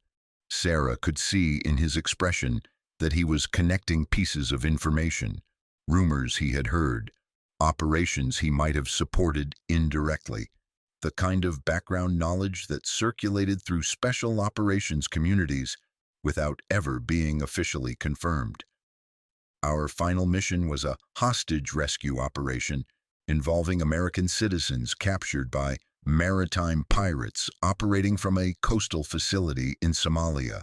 The operation required simultaneous beach assault, facility penetration, technical intelligence gathering, and maritime extraction. It was exactly the kind of complex multi-service coordination that we trained for and executed successfully. Sarah paused, allowing the information to settle before continuing with the more difficult part of her story. The mission was successful from an operational standpoint. All hostages were recovered alive. All hostile personnel were neutralized or captured. Intelligence gathered during the operation led to the disruption of significant maritime piracy networks throughout the region. She could see anticipation on the faces around the room. Everyone was waiting for the explanation of why such a successful operation had led to her current assignment rather than promotion and recognition. However, during the final phases of the operation, we received intelligence indicating that one of the captured hostile personnel was actually an undercover operative from a friendly nation's intelligence service. The individual had been infiltrating the piracy network for months as part of a long-term intelligence gathering operation that we had inadvertently compromised. The implications of her statement were immediately clear to everyone in the room. Successful military operations could become diplomatic disasters if they interfered with ally intelligence operations or resulted in friendly fire incidents involving personnel whose identities weren't known to operational commanders. The diplomatic complications required extensive investigation and coordination with multiple intelligence agencies. Task Force Serpent was disbanded while those investigations were conducted. Personnel were reassigned to positions where their specialized experience could be utilized without creating additional complications. Major Foster absorbed this information with the expression of an officer who understood the political complexities that could transform military success into career limitation. Commander, that explains your operational expertise, but it doesn't explain your current assignment. Officers with your background and experience are typically assigned to more prominent positions. Sarah smiled grimly. Major, officers with my background and experience are typically assigned to positions where they can make the greatest contribution to mission accomplishment without creating administrative complications. Naval Air Station Meridian has been struggling with inter-service coordination issues that affect operational readiness. My assignment here is to determine whether those issues can be resolved through improved leadership and training, or whether more significant structural changes are required. The statement reframed everything that had happened during the exercise. Sarah's participation hadn't been unauthorized initiative. It had been professional evaluation of the unit's capabilities and limitations. Her coordination of joint operations hadn't been improvisation. It had been assessment of whether existing personnel could function effectively under integrated leadership. Corporal Brennan raised his hand with the tentative gesture of someone asking a question that might be inappropriate. Ma'am, when you arrived at Meridian, did you already know about the coordination problems between services? Yes, Corporal. Detailed reports about inter-service conflicts and reduced operational effectiveness had been forwarded to higher command levels. Today's exercise was designed to assess whether improved coordination was possible with existing personnel and procedures, or whether more significant changes would be necessary. The room digested this information with varying degrees of surprise and understanding. Everyone present had demonstrated significantly improved performance during the exercise, but they were also realizing that their previous performance had been subject to evaluation and found lacking. Staff Sergeant Santos spoke up with the direct manner that characterized Marine communication. "Ma'am, what happens now? Are we going to be able to continue working together like we did today, or does this go back to the old way of doing things?" Sarah looked around the room at the faces of people who had proven they could work together effectively when given proper leadership and clear objectives. "That, Staff Sergeant, depends on whether everyone in this room is committed to maintaining the standards of coordination and mutual respect that were demonstrated today. Excellence isn't a one-time achievement, it's a daily choice." The response was immediate and unanimous. 8 voices from 4 different services, speaking different traditional acknowledgments, but expressing the same commitment to continued professional excellence. For the first time since arriving at Naval Air Station Meridian, Sarah felt confident that the mission could be accomplished successfully. 3 days after the exercise, Sarah stood in front of the full assembly of Naval Air Station Meridian personnel for her formal change of command ceremony. The base parade ground was filled with over 400 service members, arranged in precise formations according to their respective branches: Marines in their dress blues, Navy personnel in their dress whites, Air Force in their service dress uniforms, and Coast Guard representatives in their distinctive dark blue dress uniforms. The morning sun cast sharp shadows across the red clay, and a slight breeze moved the flags that represented each service branch. Colonel Michael Harrison, the base commander, stood at the podium preparing to conduct the formal transfer of authority. Beside him, the outgoing SEAL Detachment's interim commander, Lieutenant Commander David Pierce, waited with the ceremonial guidon that would be passed to Sarah as the symbol of her new responsibility. The entire proceeding was designed to be a straightforward administrative ceremony: 15 minutes of speeches, formal orders read aloud, guidon transfer, and dismissal. But Sarah could sense the undercurrent of expectation that had nothing to do with standard military protocol. Word of the exercise results had spread throughout the base with the speed that characterized military gossip networks. Stories had been embellished and details had been added, but the core message remained consistent. Something significant had happened during Exercise Broken Arrow, and it involved the new SEAL commander who had somehow coordinated joint operations more effectively than anyone had seen before. Colonel Harrison approached the microphone with the bearing of a career Marine officer who had commanded units in combat but was less comfortable with the diplomatic aspects of joint service coordination. His opening remarks followed the standard format for change of command ceremonies, acknowledging the service of the outgoing commander and welcoming the incoming officer. "The SEAL Detachment at Naval Air Station Meridian serves a critical function in our joint training mission," Harrison began. "The detachment provides specialized capabilities that enhance the readiness of all service branches represented at this installation.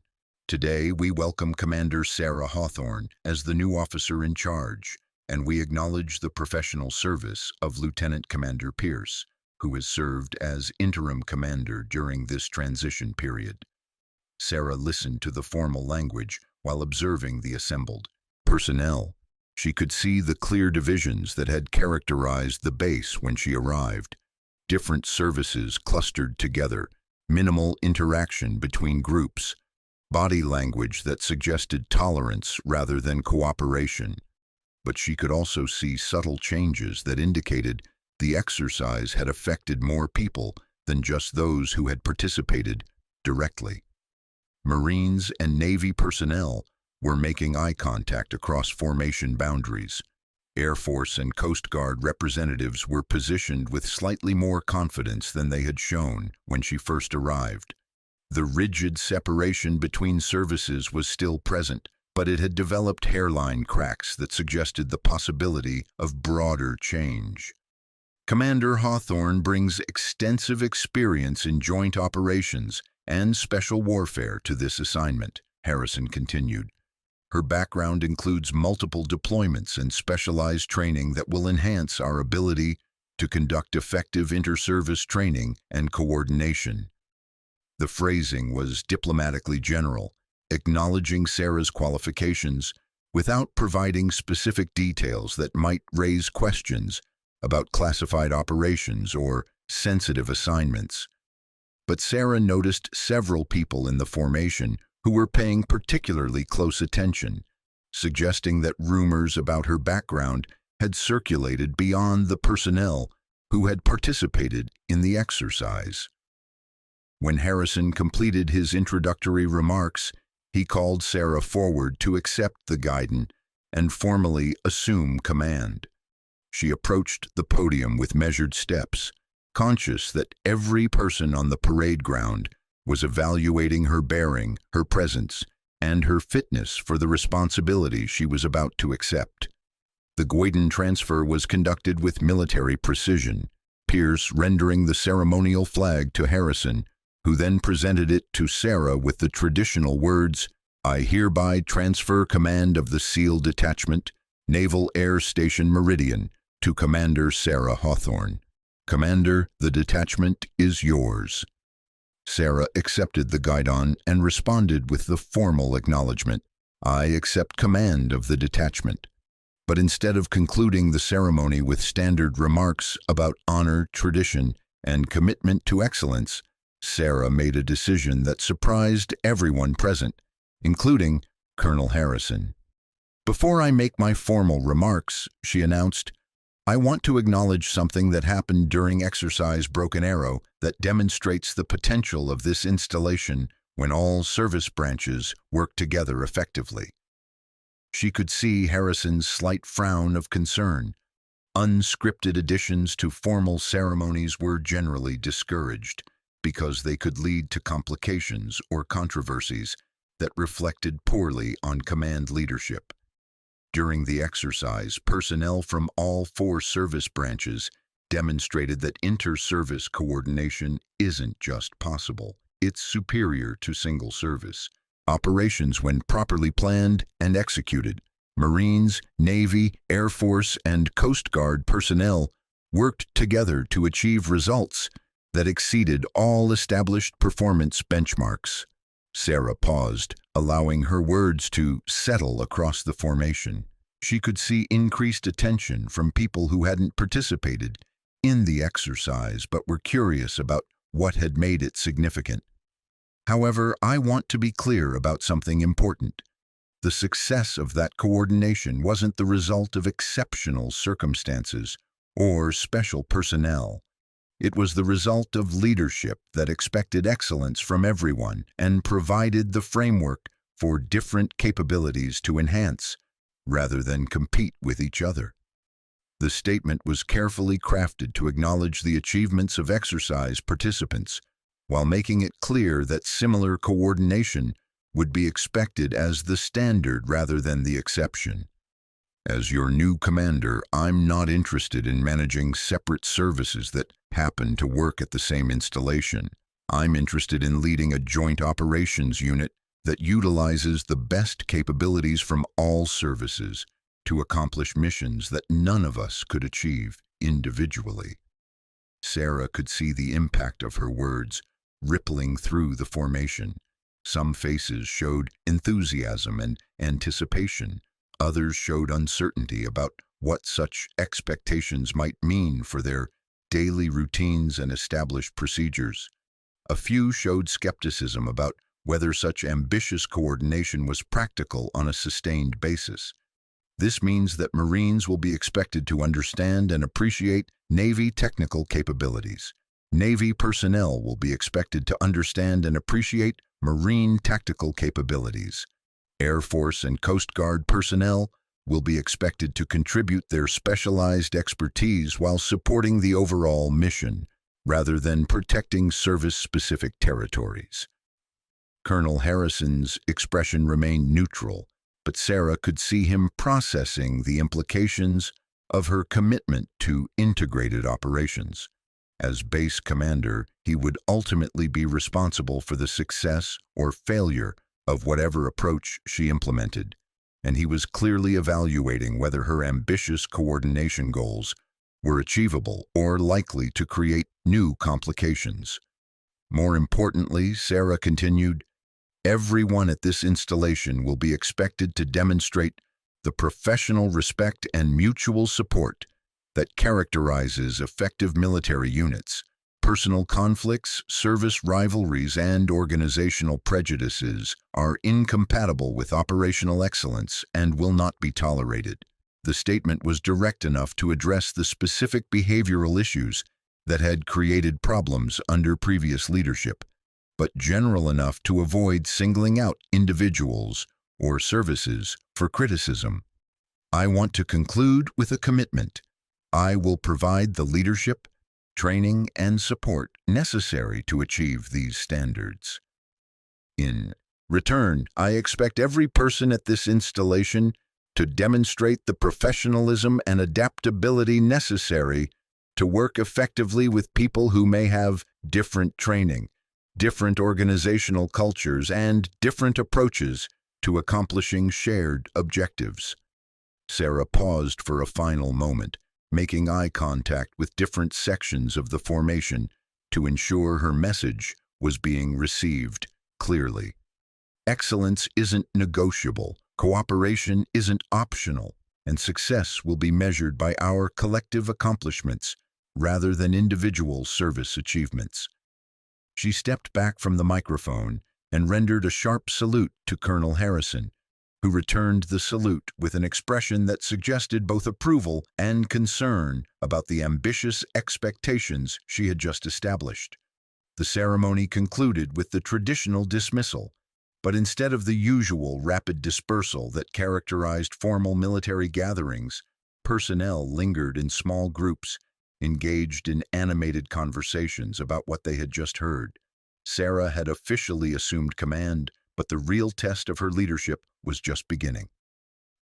6 months later, Naval Air Station Meridian had transformed into something unprecedented in joint military operations, a facility where inter-service rivalry had been replaced by genuine collaboration, where different organizational cultures had learned to complement rather than compete with each other, and where operational effectiveness had improved so dramatically that senior commanders from throughout the military were requesting briefings on the Meridian model of joint service coordination. Sarah stood in her office reviewing the latest quarterly assessment reports, documents that told a story of organizational change that exceeded even her most optimistic projections. Incident reports between service branches had dropped by 93%. Joint training exercise performance had improved across every measured category. Personnel retention rates had increased significantly, and requests for transfer away from the base had virtually disappeared. More importantly, requests for assignment to Meridian had increased exponentially as word spread throughout the military community that the base had somehow solved problems that other joint installations continued to struggle with. The morning briefing schedule reflected the kind of integration that had seemed impossible when she first arrived. Marine Staff Sergeant Santos was conducting a cross-training session on urban warfare tactics for Navy and Air Force personnel. Petty Officer Chen was leading a technical workshop on electronic warfare capabilities for Marines and Coast Guard specialists. The base mess hall had been reorganized with mixed seating that encouraged interaction between services rather than reinforcing separation. But the most significant change was visible in the daily interactions between personnel who had learned to see themselves as members of a unified team rather than representatives of competing organizations. A soft knock on her office door interrupted her review of the assessment reports. "Come in." Corporal Brennan entered with the confidence of someone who had evolved significantly from the territorial Marine she had first encountered in the mess hall. His bearing still reflected Marine discipline and pride, but it had been tempered with an understanding of how his capabilities could be enhanced by working with personnel from other services. "Ma'am, I wanted to provide an update on the cross-training program and request permission to expand it to include additional specialties." Sarah gestured for him to sit, noting the change in his communication style. 6 months ago, Brennan's requests had been framed in terms of what Marines needed, or what would benefit Marine operations. Now his proposals focused on overall mission enhancement and joint capability development. "What kind of expansion are you proposing, Corporal?" "Ma'am, the current program pairs Marines with Navy technical specialists for equipment familiarization and Navy personnel with Marines for tactical training. We're seeing excellent results in both areas, but we're also seeing opportunities to include Air Force communications expertise and Coast Guard maritime capabilities in ways that could enhance everyone's effectiveness."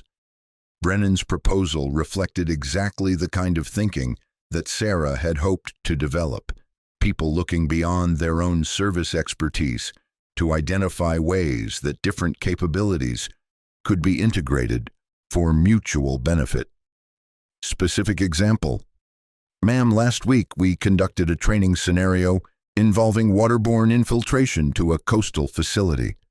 Marines provided assault expertise, Navy provided underwater approach capabilities, but we realized that Air Force communications intercept and Coast Guard boat handling could have significantly enhanced the operation. Instead of treating it as a Marine operation with Navy support, we could treat it as a joint operation that utilizes the best capabilities from all services."